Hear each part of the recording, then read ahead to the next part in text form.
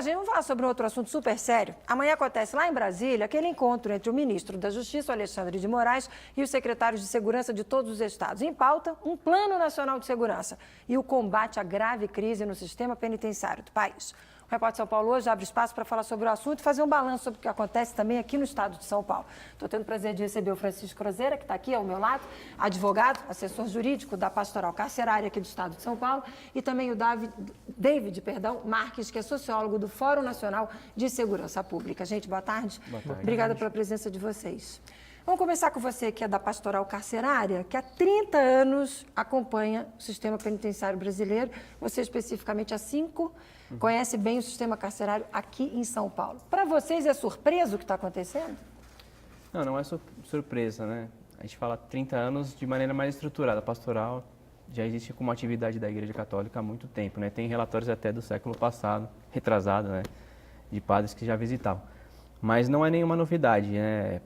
Se você pega dos anos 90 até hoje, você pega uma estatística que houve um crescimento de 90 a 2014 de 575% da população prisional, né?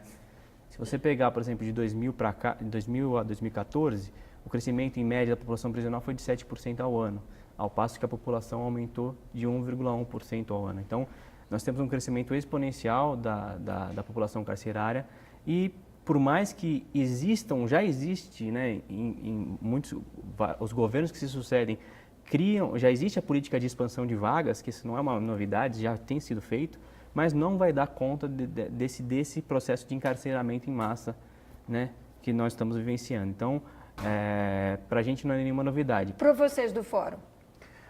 Eu concordo com o Francisco, desculpa. Uma crise como essa que a gente está vivenciando, ela não se constrói no curto prazo, né?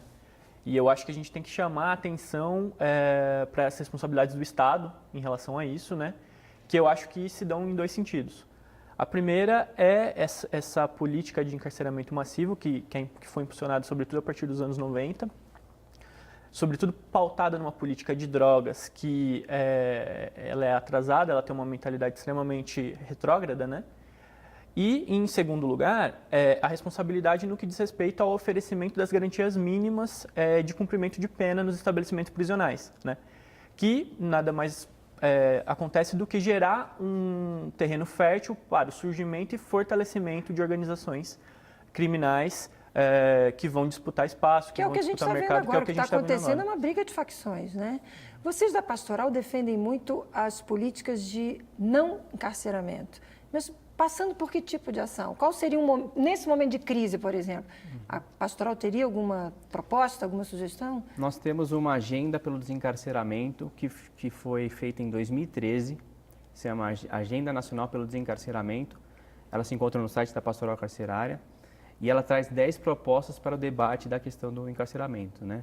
Porque já naquela altura a gente já via que era necessário fazer algum documento para discutir publicamente essas questões. De princípio, vou só citar 2 pontos que acho que no momento são cabíveis de discutir. Um ponto é a questão dos presos provisórios. Você pega, por exemplo, o caso de Manaus, o número de presos provisórios é maior do que a média nacional, que já é alta. A média nacional são aproximadamente 40% de presos provisórios, Manaus já perto de 60%. São Paulo fica em torno de quanto? São Paulo está em torno de 24%, não lembro exatamente, mas é um número mais baixo, mas ainda assim é alto. Claro. Né? Então, nesse sentido, a gente propõe, por exemplo, a expansão das audiências de custódia, que sim é uma medida que a pessoa é apresentada para o juiz em 24 horas após ser presa, na frente de um defensor, de um promotor, e o juiz vai decidir se a pessoa vai ficar presa provisoriamente ou não. Porque a regra, pela Constituição, pelo princípio da presunção de inocência, é que a pessoa responde em liberdade. A exceção é a prisão, mas no caso, o número alto de prisões provisórias que a gente verifica no Brasil mostra que essa regra não é tão respeitada. E o outro ponto, aí ele mencionou, é a gente discutir a política de drogas, né? A famigerada guerra às drogas. A gente tem que discutir muito essa questão, porque hoje quase 30% dos presos no Brasil são por conta do tráfico de drogas, é o que mais tem aumentado. Em São Paulo, por exemplo, aproximadamente 70% das mulheres são presas por tráfico de drogas.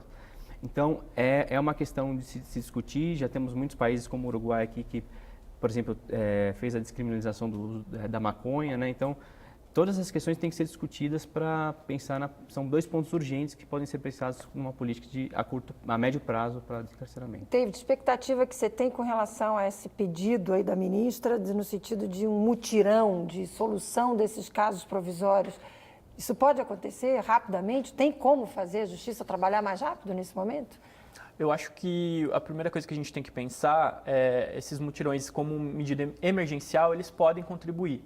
Mas o que tem que estar em pauta, o que a sociedade brasileira precisa discutir cada vez mais, e os nossos poderes precisam trabalhar de forma articulada para isso, não dá para discutir o nosso sistema penitenciário sem discutir o sistema de segurança e vice-versa, né? Essas coisas têm que ser pensadas de forma articulada. A gente vive um momento no qual, muito impulsionado por essa política de encarceramento massivo, a gente tem uma preponderância muito grande de uma política de segurança que está muito focada em prisões em flagrante, né? A gente tem uma preponderância muito grande das polícias militares no país, que tem essa prerrogativa de realizar o policiamento ostensivo, né? E você tem, de forma muito latente, uma coisa muito perceptível, uma dificuldade muito grande de trabalhar com inteligência e com investigação, né? Que seriam fundamentais nesse processo, evitar que a coisa acontecesse antes de chegar à prisão, né? Obviamente. Exatamente. E também contribuindo para que realmente que haja responsabilização das pessoas que efetivamente cometam crimes graves e com utilização de violência. E sem contar também a necessidade premente de a gente trabalhar com alternativas ao encarceramento, né? Outras formas de trabalhar essa responsabilização pelo cometimento de crimes. Francisco, aquela situação que aconteceu, estou procurando aqui, foi na penitenciária de Tupi, né? Dois presos mortos no dia 12, quinta-feira da semana passada. Você acha que tem a ver com tudo isso que a gente está vivendo nos outros presídios do Norte e Nordeste ou não? Pode ter sido um caso isolado? Porque em São Paulo só aconteceu, pelo menos até agora, a gente só tem esse registro, né? Uhum.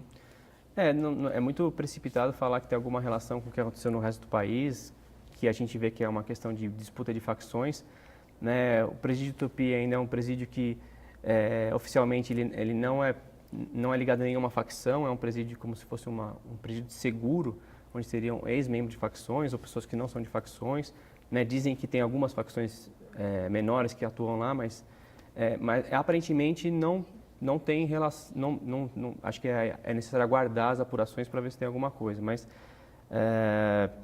a princípio não pode ser, talvez nem fosse noticiado se não tivesse esse momento que estava vindo no país. Para a gente fechar, de vocês dois, expectativa para esse encontro de amanhã, que quem sou eu para dar opinião, mas para mim me parece que ficou tão longe, né? Essa história toda começou no dia 1º.